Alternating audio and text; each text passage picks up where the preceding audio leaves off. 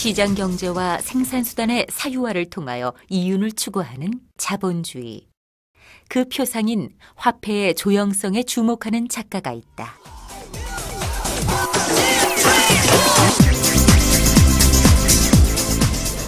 변형환의 작품에는 어김없이 돈이 등장한다. 콜라주의 형태로 화면에 부착되거나 물감처럼 화면을 구성하고 장식한다.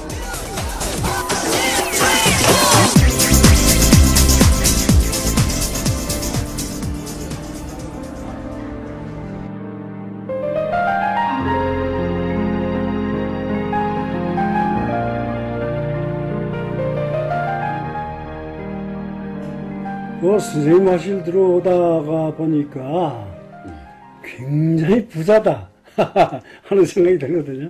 돈이 여기저기 다 있고, 그리고 어떤 거는 얼마 끄집어내가 쓰다가 어떤 것도 붙이기도 하고, 그런 식으로 작업을 하시나 봐요. 돈에 대해서는 사람들이 제일 먼저 액수, 그러니까 액면가를 가장 먼저 떠올리는데, 저는 돈에 대한 것을 물론 그렇게도 이제 느끼고 파악하고 이제 인식하고 있지만, 돈의 어떤 그런 거 또 다른 측면, 외형적인 조형성, 이런 것에 더욱더 많은 비중을 두고 있죠.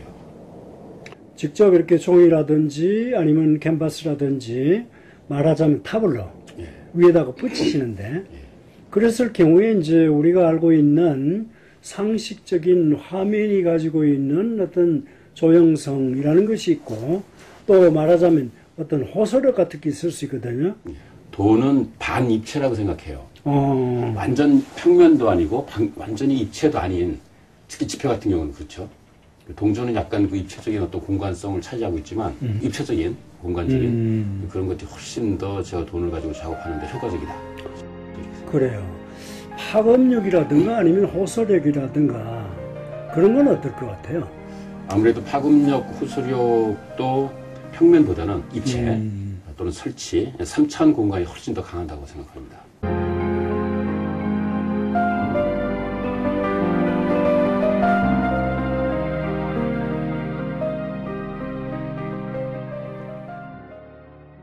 자유분방한 분놀림이 융틀이 많은 평면회화.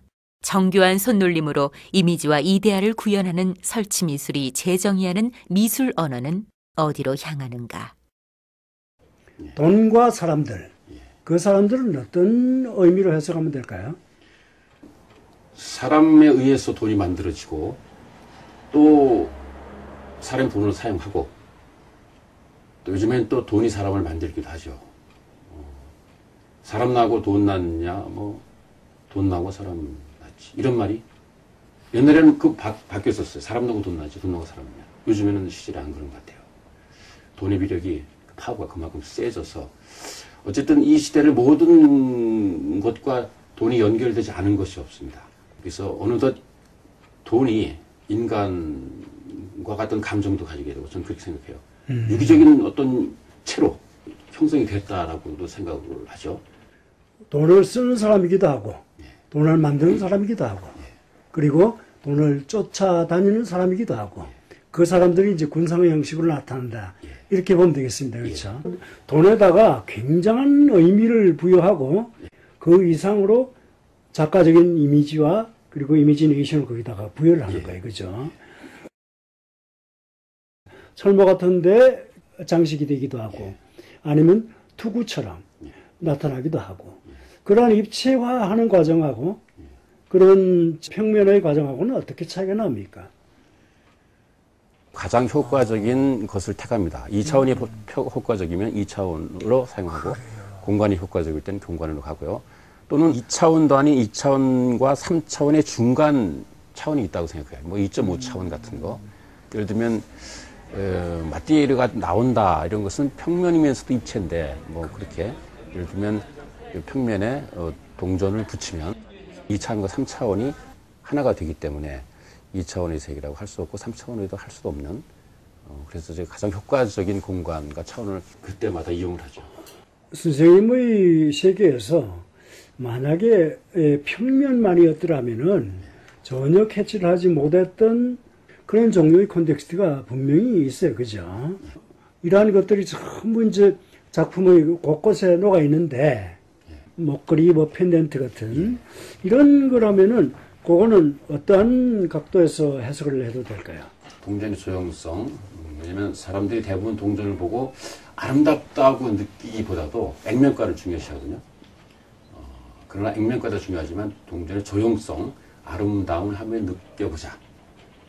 동전은 또 이 시대의 조각품 중에서 최고의 걸작을 전 동전이라고 말씀드릴 수가 있습니다.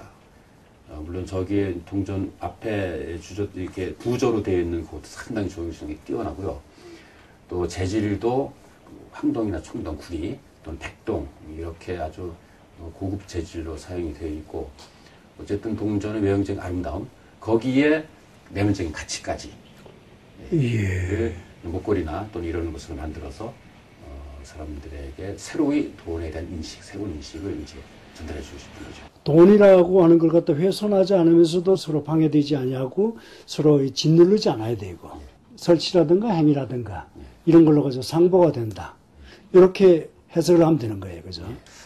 저렇게 이제 실용에 쓸 수 있는 것도 저는 그 순수 예술학에서 단지 감상의 목적으로만 이 역할을 해야 된다고 보지는 않고요. 순수 예술도 실용의 공간으로 들어야 된다. 저는 그렇게 생각해서 저런 목걸이 같은 경우는 감상도 감상이지만 액세서리로 걸고 다닐 수 있는 그런 역할도 담당하는 거죠. 표현 의지의 좌절을 겪은 자만이 중용을 이야기할 수 있다. 중용을 도모할 수 있을 때 조형에 마음 편하게 말도 걸 수 있다. 선생님의 작품을 보게 되면은 아주 노골적으로 또 이렇게 여체가 화폐에 그대로 나타나기도 하고 그랬었거든요. 현수막이나 이런 거에 싣지 못하게 한다든지 그런 경우가 있죠.